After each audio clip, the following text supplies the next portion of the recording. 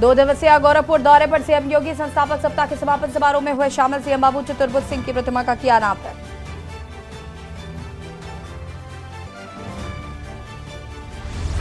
राष्ट्रपति द्रौपदी मुर्मू का 2 दिवसीय लखनऊ दौरा। 11 और 12 दिसंबर को लखनऊ आएंगी Murmu. 10 SP, 16 ASP, 6 company PSC रहेगी तैनात। बसपा के वरिष्ठ पदाधिकारियों की हुई बैठक। लोकसभा चुनाव को लेकर मायावती ने की बैठक। बसपा ऑल इंडिया के सभी वरिष्ठ नेता रहे मौजूद। सपा नेता अखिलेश यादव का फिरोजाबाद दौरा। आज बाल बघेल नगर समाज की मंडली महापंचायत टोंडला के प्रभात कोल्ड स्टोर में होगा आयोजन। बरेली में 8 बारातियों की कार में जलकर मौत। डिवाइडर तोड़कर डंपर से टकराई, कई मीटर घसटी। सेंट्रल लॉक की वजह से कोई बाहर नहीं निकल पाया। यूपी में सोमवार से बढ़ेगी ठंड। 7.8 डिग्री सेल्सियस के साथ बरेली सबसे ठंडा शहर। कानपुर में कोहरे से 17 ट्रेनें हुई लेट। आप देख रहे हैं के न्यूज़, खबरों का सारथी। और इस वक्त की सबसे बड़ी खबर आपको बता देते हैं। मायावती ने उत्तराधिकारी का ऐलान कर दिया है। आकाश आनंद को बनाया बसपा का उत्तराधिकारी। इस वक्त की सबसे बड़ी खबर आपको बता रहे हैं। मायावती ने किया उत्तराधिकारी का ऐलान। आकाश आनंद को बनाया बसपा का उत्तराधिकारी। बसपा कार्यालय में बैठक के दौरान लिया गया है फैसला। बसपा कार्यालय में बैठक के दौरान लिया गया फैसला।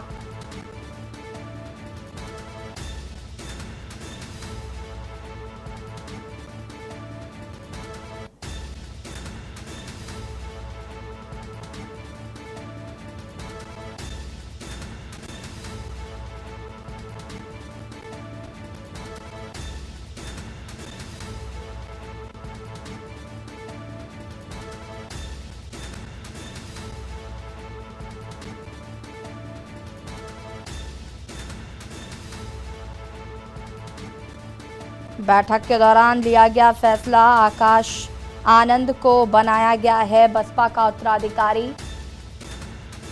इस वक्त की बड़ी और अहम खबर आपको बता रहे हैं। बसपा कार्यालय में बैठक के दौरान लिया गया फैसला। इस वक्त की बड़ी खबर।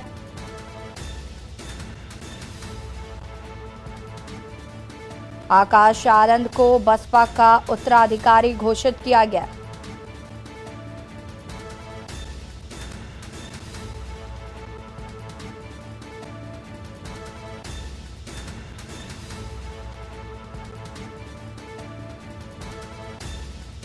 इस वक्त की बड़ी खबर।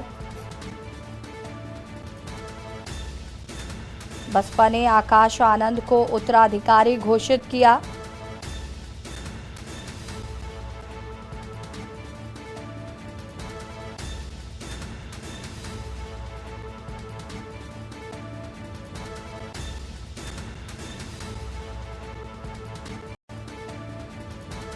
और इसी खबर पर ज्यादा जानकारी के लिए संवाददाता भरत शेट्टी हमारे साथ जुड़ चुके हैं। भरत, क्या कुछ जानकारी है? बड़ा फैसला लिया गया है, आकाश आनंद को बसपा का उत्तराधिकारी बनाया गया। हालांकि इसकी कहीं ना कहीं अगर हम बात करें तो ये पहले से भी कहीं ना कहीं अंदेशा था कि आकाश आनंद को बसपा का उत्तराधिकारी आने वाले समय में घोषित किया जा सकता है, लेकिन लोकसभा से ठीक पहले इस बात की घोषणा करना, क्या एक रणनीति हो सकती है इसके पीछे की?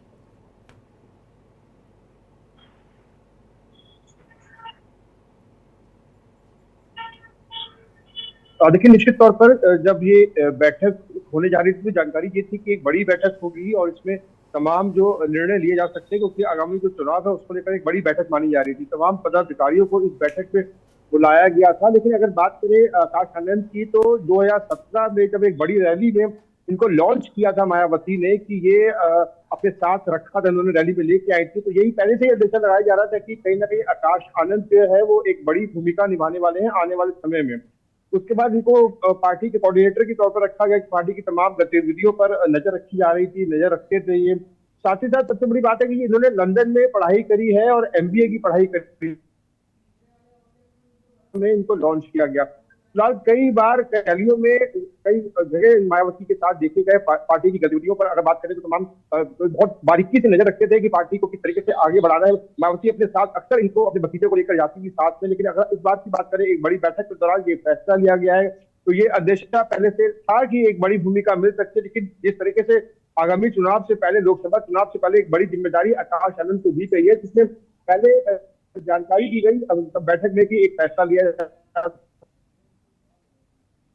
और उसके बाद एक बड़ा फैसला सबके सामने लिया गया। एक जो बीएसपी सुप्रीमो मायावती ने अब उत्तराधिकारी घोषित कर दिया है अब एक बहुत बड़े आकाश आनंद के ऊपर, क्योंकि पार्टी की जो स्थिति फिलहाल अभी सही नहीं है, लेकिन आने वाले समय में किस तरीके से पार्टी को लेके जाएंगे, कितनी मजबूत करेंगे आकाश आनंद, क्योंकि मायावती लगातार गाइडलाइन करती रहेंगी, गाइड देती रहेंगी और लगातार आकाश आनंद को ही आगे करेंगी। अब देखना ये होगी कितनी बेहतर परफॉर्मेंस बीएसपी करती है आने वाले चुनाव में, उत्तर प्रदेश में अपने आप को मजबूत कैसे करती है। जी देखिए, ये तो आने वाला वक्त बताएगा कि आखिर आकाश आनंद के आने से बसपा में क्या बदलाव देखने को मिलेंगे या बसपा किस तरीके से आगे अपना दिखाएगी हमें दमखम। लेकिन कहीं ना कहीं ये एक सोचने वाली बात जरूर है कि लोकसभा चुनाव से पहले आकाश आनंद को कमान संभालने के लिए देना, कहीं ना कहीं इसके पीछे मायावती की कोई बहुत बड़ी रणनीति जरूर हो सकती है, क्योंकि आकाश आनंद जैसे कि आपने खुद बताया कि वो लंदन से पढ़ाई करके आए हैं, यहाँ की राजनीति की उनको कितनी समझ है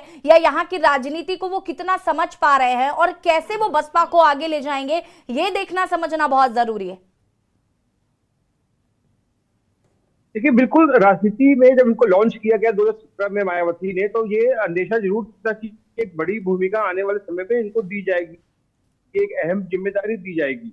तो इनको एक अहम जिम्मेदारी दी गई। उससे पहले आपने देखा होगा जहां मायावती गई है तो उनके साथ अक्सर आकाश आनंद को देखा जाता था। जहां मायावती रैली को संबोधित करती थी तब भी ये उनको देखा जाता था कि आकाश आनंद उनके साथ हैं और तमाम जो जनता को संबोधित करते थे तभी भी आकाश आनंद उनके साथ होते थे। फिलहाल एक अब किस तरीके से मायावती गाइड करेंगे, क्योंकि यूपी की राजनीति बहुत अहम राजनीति है, उसमें और किस तरीके से तमाम जो पार्टियों से अपने आप को आगे निकालना है, किन किन बातों का ध्यान रखना है, क्योंकि बीएसपी एक बहुत बड़ी कहीं ना कहीं उसका जो धार है वो कम होती चलेगी। अब बीएसपी को यही चाहिए कि अब किस तरीके से बीएसपी आगे उभरे और युवाओं को साथ जोड़े, जिसको लेकर आकाश आनंद एक बार फिर अब जो जिम्मेदारी उनको मिली है, पहले कोऑर्डिनेटर की जिम्मेदारी थी, अब उनको जिम्मेदारी मेन जिम्मेदारी जो अब दी जाएगी उसमें अब देखना होगा किस तरीके से अपनी भूमिका को निभाते हैं। और इसमें कहीं ना कहीं जो तमाम जो नेता है जो जुड़े हुए हैं बीएसपी से, उनका क्या सपोर्ट मिलता है आकाश आनंद को कि नहीं, क्योंकि इसमें भी कहीं ना कहीं बहुत सी चीजें, क्योंकि सुप्रीमो जो मायावती का सपोर्ट तो हर जगह उनके जो कार्यकर्ता है, जो नेता है वो करते थे। अब क्या कितने उनके जो नेता है वो संतुष्ट होंगे इस फैसले से, ये तमाम बातें हैं, बहुत बड़ी बातें हैं। लेकिन अब आगामी जो चुनाव है लोकसभा का, उसमें किस तरीके से पार्टी को मजबूत करने का आकाश आनंद काम करेंगे, क्योंकि एक बहुत बड़ी रिस्पॉन्सिबिलिटी आकाश आनंद के कंधों पर है।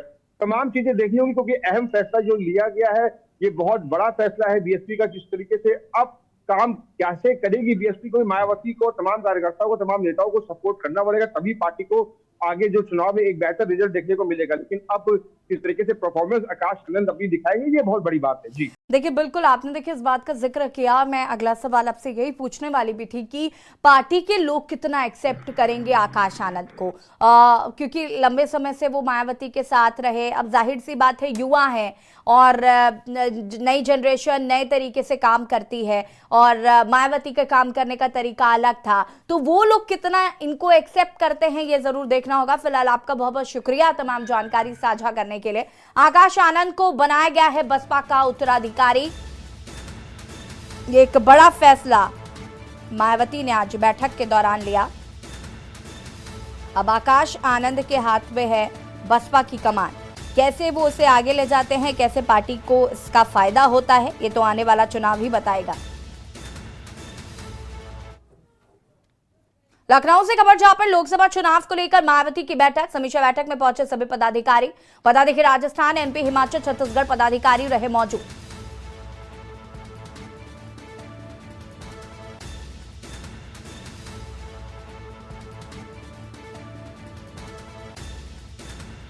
तेलंगाना के बसपा पदाधिकारी बैठक में मौजूद रहे। राजस्थान में जीते बसपा प्रत्याशी बैठक में रहे मौजूद। बसपा प्रदेश कार्यालय में हुई बैठक, लोकसभा चुनाव को लेकर मायावती की बैठक, समीक्षा बैठक में सभी पदाधिकारी मौजूद रहे।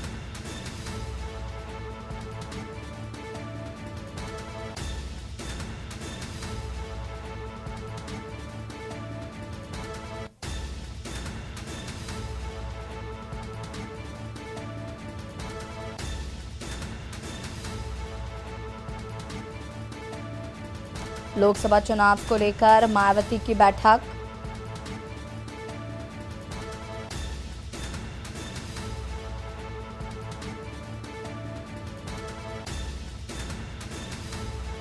और इसी बैठक में आपको बता दें कि आकाश आनंद को बसपा की कमान मायावती ने सौंपी है।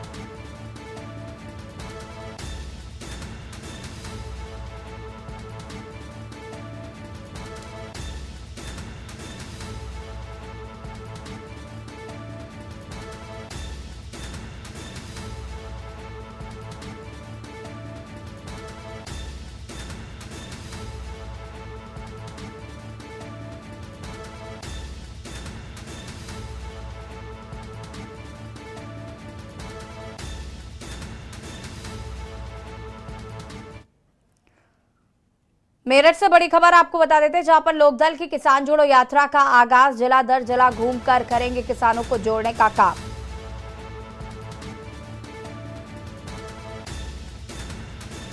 लोकदल की किसान जोड़ो यात्रा को भारी समर्थन, मेरठ से बिजनौर तक निकाली गई किसान जोड़ो यात्रा।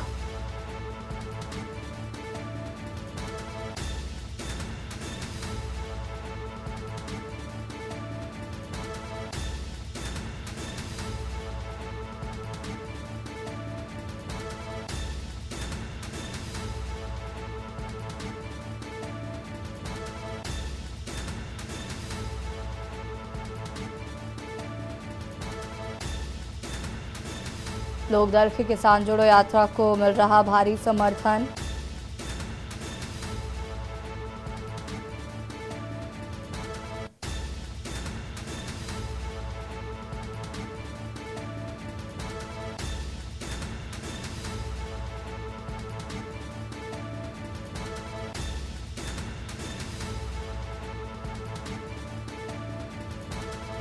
लोकदल की किसान जोड़ो यात्रा को मिल रहा भारी समर्थन, मेरठ से बिजनौर तक निकाले गई किसान जोड़ो यात्रा।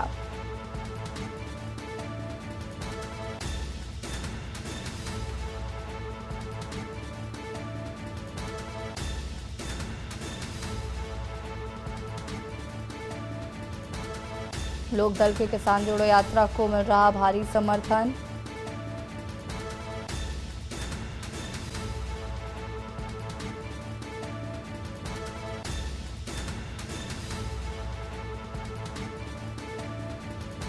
और इसी खबर पर ज्यादा जानकारी के लिए संवाददाता राजू शर्मा हमारे साथ जुड़ चुके। राजू जी, क्या कुछ जानकारी है? हाँ बिल्कुल, देखिए ये मैं आपको बता दूं कि 2024 लोकसभा चुनाव से पहले अब लोकदल भी मैदान में उतर गई है और इसी के तहत आज मेरठ से बिजनौर तक किसान जोड़ो यात्रा के माध्यम से एक बड़ा रोड शो का आयोजन किया गया। बताया गया है कि इस किसान जोड़ो यात्रा के माध्यम से किसानों को पार्टी से जोड़ा जाएगा और पार्टी को और मजबूत करने का प्रयास करा जाएगा। पार्टी के राष्ट्रीय महासचिव चौधरी विजेंद्र सिंह आज मेरठ के काशी टोल प्लाजा पहुंचे और भारी तादाद में जो ट्रैक्टर है, गाड़ियां है, उनका जत्था उनके साथ मौजूद था। हजारों की संख्या में किसानों का रेला उनके साथ था और वो मेरठ के काशी टोल प्लाजा से लेकर बिजनौर के लिए यहाँ से निकल गए और भारी तादाद में जो किसानों का जो जत्था था वो रैली में मौजूद था। लेकिन सबसे बड़ी बात यह है कि राष्ट्रीय लोकदल को पछाड़ने के लिए अब लोकदल पार्टी मैदान में उतर गई है और साफ तौर पर कहना है कि किसी भी कीमत पर किसानों का उत्पीड़न नहीं होने दिया जाएगा। किसानों की हर उन समस्या का समाधान किया जाएगा जिससे किसान अब तक परेशान नजर आ रहे थे। हालांकि बड़े बड़े दावे जो है राष्ट्रीय लोकदल करती आ रही थी, लेकिन राष्ट्रीय लोकदल को मात देने के लिए अब लोकदल जो है वो मैदान में नजर आ रही है और एक बड़ा रेला आज मेरठ में निकाला गया है। किसान जोड़ो यात्रा का आज से शुभारंभ किया गया है जिसके माध्यम से किसानों को पार्टी से जोड़ने का काम चौधरी विजेंद्र सिंह जो राष्ट्रीय महासचिव है इसके पार्टी के, उनके द्वारा किया जाएगा। यस बिल्कुल, अगर हम बात करें तो क्या सुरक्षा के लिहाज से पुलिस द्वारा इंतजाम किए गए हैं? साथ ही साथ अगर हम इस कार्यक्रम की बात करें तो कितना समर्थन लोगों का या किसानों का मिल रहा है इसे? बिल्कुल, देखिए भारी तादाद में किसान आज समर्थन देने के लिए पहुंचे थे। खुद राष्ट्रीय महासचिव जो चौधरी विजेंद्र सिंह है, उनका जगह जगह फूल माला से स्वागत किया गया, पुष्प वर्षा की गई। इसके अलावा जो भारी पुलिस फोर्स का अमला था, वो भी रैली को देखते हुए लगाया गया था। खुद मेरठ के तमाम जो अधिकारी है, वो पूरी इस रैली की मॉनिटरिंग कर रहे थे। और सबसे बड़ी बात यह है कि जिस तरीके से 2024 चुनाव से पहले लोकदल एक्टिव हुई है, कहीं ना कहीं राष्ट्रीय लोकदल जो पार्टी है जयंत चौधरी की, उसकी कहीं ना कहीं मुश्किलें बढ़ती हुई नजर आ रही है। क्योंकि लोकदल के जो राष्ट्रीय महासचिव थे चौधरी विजेंद्र सिंह, उनका साफ तौर पर कहना था कि किसानों की अगर सच्ची पार्टी कोई है तो वो लोकदल यानी कि हमारी पार्टी है। बाकी जो पार्टियां हैं वो किसानों के नाम पर सिर्फ वोट बटोरने का काम कर रही है। ठीक है, बहुत बहुत शुक्रिया आपका तमाम जानकारी साझा करने के लिए राजू। लोकदल के किसान जोड़ो यात्रा का आगाज मेरठ से बिजनौर तक निकाली गई किसान जोड़ो यात्रा दलादर जिला घूम कर करेगी, किसानों को संबोधित, किसानों के हित के लिए बात की जाएगी इस यात्रा में।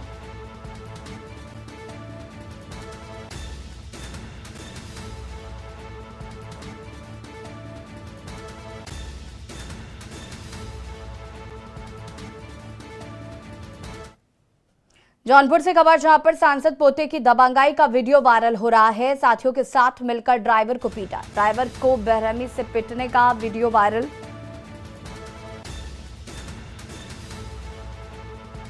ड्राइवर को बेरहमी से पीटने का वीडियो वायरल। लाइन बाजार थाना क्षेत्र का पूरा मामला बताया जा रहा है। ड्राइवर को बेरहमी से पीटने का वीडियो वायरल।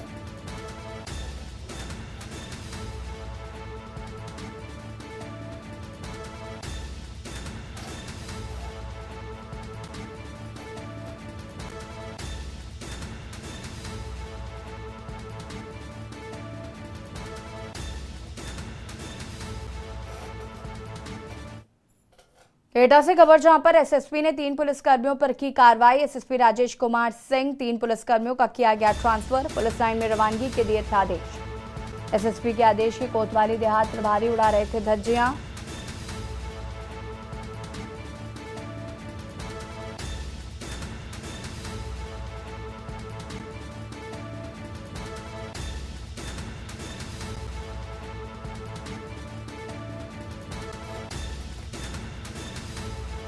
एसएसपी ने 30 पुलिस कर्मियों पर की कार्रवाई।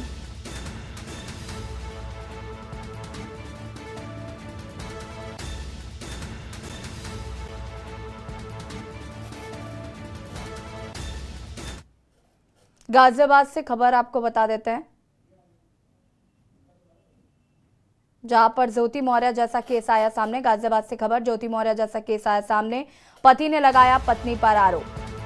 शादी के बाद पत्नी को पढ़ाना पड़ा महंगा। यूपी पुलिस में तैनात महिला सिपाही कर रही थी दूसरी शादी। महिला सिपाही का पति है बस ड्राइवर। पति ने शादी के बाद पत्नी को पढ़ाकर बनाया था सिपाही। पीड़ित की शिकायत पर पुलिस ने रुकवाई शादी। दोनों पक्षों में हुआ समझौता। थाना सिहानी गेट क्षेत्र का यह पूरा मामला बताया जा रहा है। पति ने शादी के बाद पत्नी को पढ़ाकर बनाया था सिपाही। पत्नी करने जा रही थी दूसरी शादी। पुलिस ने मौके पर पहुंचकर शादी को रुकवाया। फिलहाल दोनों पक्ष में समझौता होगा।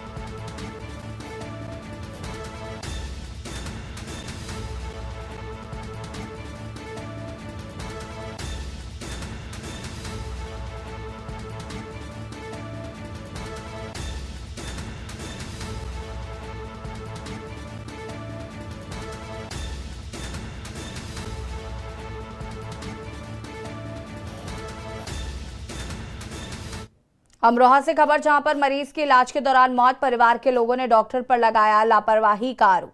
परिजनों ने अस्पताल परिसर में जमकर हंगामा काटा। सूचना पर पहुंची पुलिस ने मामले को कराया शांत। मरीज की मौत के बाद परिजनों का रो रो कर बुरा हाल। बिजनौर रोड के एक निजी अस्पताल का यह पूरा मामला बताया जा रहा है।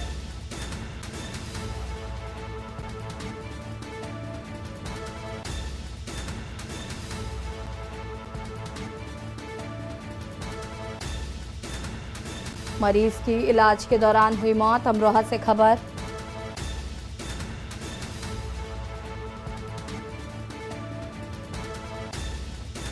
परिजनों ने अस्पताल परिसर में जमकर काटा हंगामा।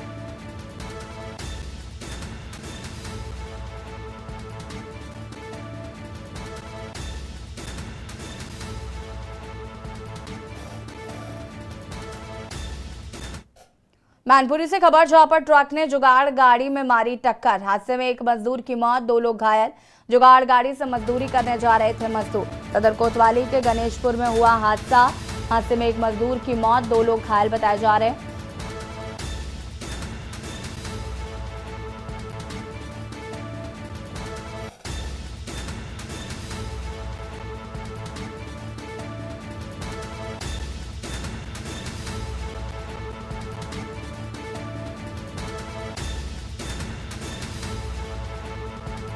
हादसे में एक मजदूर की मौत, 2 मजदूर घायल बताए जा रहे हैं।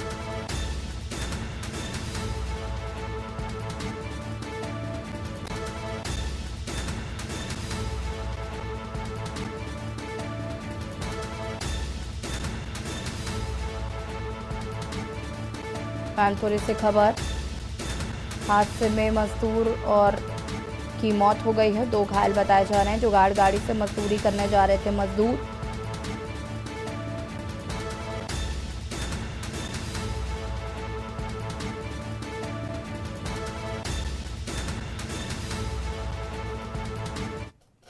मैनपुरी से खबर, जहां पर फांसी पर लटका मिला किशोर का शव। संदिग्ध हालत में लड़की के घर पर लटका मिला शव। काफी समय से दोनों में चला आ रहा था प्रेम संबंध। कक्षा 11 का छात्र था मृतक किशोर, फांसी पर लटका। परिजनों ने लड़की के घर वालों पर लगाया हत्या का आरोप। पुलिस घटना की जांच पड़ताल में जुटी। थाना बेवर के देवरनिया गांव की घटना बताई जा रही।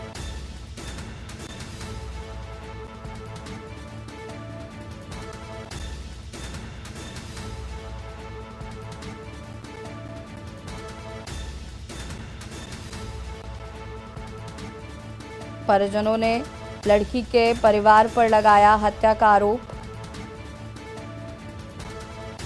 पुलिस फिलहाल मामले की जांच पड़ताल में जुटी।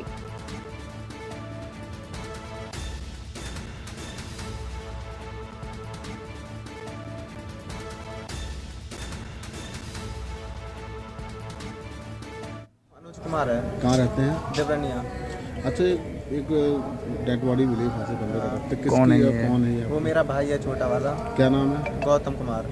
क्या घटना हुई कैसे? है वो क्या क्या घटना हुई थी, कैसे क्या? घटना क्या, वो रात को अपने रूम पे लेटा था और जब सुबह में 7 बजे उठे तो देखा कि वो दूसरे के घर में, पड़ोस के घर में फांसी पे लटका हुआ था। क्या लगता है तुम? लटका, वो उसको फांसी लगा दी है। कौन लोग हैं? वो अपने मतलब वैसे ही हैं। उसके बाबा का नाम, वो बाबा रहते हैं उसके और चाची रहती। बाबा का नाम लाल सिंह है और उसकी चाची का नाम किरण देवी है। उन्होंने ही ये घटना की है। यानी और बाहर से फांसी लगा दी है, बाहर से ताला लगा दिया है। ताला, हम लोग सुबह उठे तो देखा वहाँ पे बाहर से ताला लगा मिला और अंदर जो मिट्टी है वो उस पर फांसी पे लगी हुई थी। विगत रात में सूचना प्राप्त हुई कि गौतम पुत्र सुभाष राठौर अपने घर से हट करके दूसरे घर पे यानी संजीव राठौर के घर पर जाके फांसी लगा ली है। परिजनों के तहरीर के आधार पर पोस्टमार्टम पंचायतनामा की कार्रवाई कराई जा रही है। पोस्टमार्टम रिपोर्ट प्राप्त होने पर विधिक कार्रवाई की जाएगी। कोई सुसाइड नोट्स भी मिला है पता? हाँ, कोतवाल साहब को सुसाइड नोट मिला है। सुसाइड नोट के बारे में परीक्षण किया जा रहा है। जनपद न्यायालय में राष्ट्रीय लोक अदालत का शुभारंभ जनपद न्यायाधीश विकास कुमार प्रथम ने किया। उन्होंने बताया कि उत्तर प्रदेश राज्य विधिक सेवा प्राधिकरण के निर्देशानुसार दीवानी न्यायालय चित्रकूट समेत सभी राजस्व न्यायालय, ब्रह्मा न्यायालय मऊ, ग्राम न्यायालय मानिकपुर में राष्ट्रीय लोक अदालत का आयोजन किया गया, जिसमें शमनी आपराधिक वाद धारा 138, एनआई एक्ट, मोटर दुर्घटना दावा वाद, श्रम वाद, बैंक वसूली वाद, विद्युत अधिनियम और जल वाद, सेवा मामले में पारिवारिक वैवाहिक भूमि अधिग्रहण वाद, राजस्व चकबंदी वाद, किराएदारी वाद, वाहनी चालन, लघु आपराधिक वाद आदि का निस्तारण किया गया है। इसके अलावा ऐसे वाद जो अभी न्यायालय के समक्ष नहीं आए हैं, विशेषकर पारिवारिक मामले का निस्तारण प्री लिटिगेशन के जरिए किया गया है। साथ ही उपभोक्ता फोरम तथा आर्बिट्रेशन संबंधित वाद का भी निस्तारण किया गया। जिला जज ने कहा कि सुलह समझौते के आधार पर मुकदमों का निस्तारण कराने के लिए बड़े पैमाने पर पक्षकारों को नोटिस और सम्मान भेजे गए थे।